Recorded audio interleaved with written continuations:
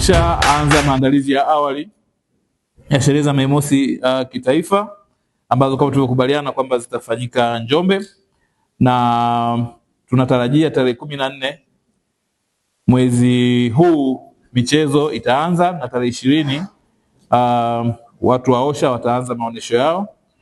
Lakini kamati ya utendaji imesharidhia kwamba kauli mbiu yetu ya Mei Mosi kwa mwaka huu iwe ni kazi zenye staha ni nguzo imara kwa maendeleo endelevu katika utekelezaji wa dira ya taifa ya 2050. Naomba kurudia. Kazi zenye staha ni nguzo imara kwa maendeleo endelevu katika utekelezaji wa dira ya taifa ya mwaka 2050.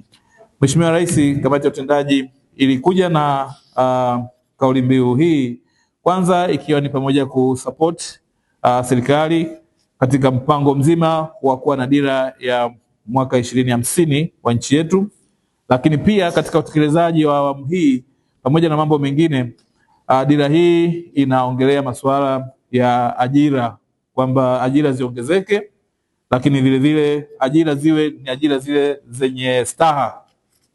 Kwa hiyo sisi kama shirikisho katika kusupport hiyo tumeona ni vizuri twende na hii, kwa sababu huu ndio mwaka wa kwanza wa kufanya implementation ya hiyo dira ya 2050.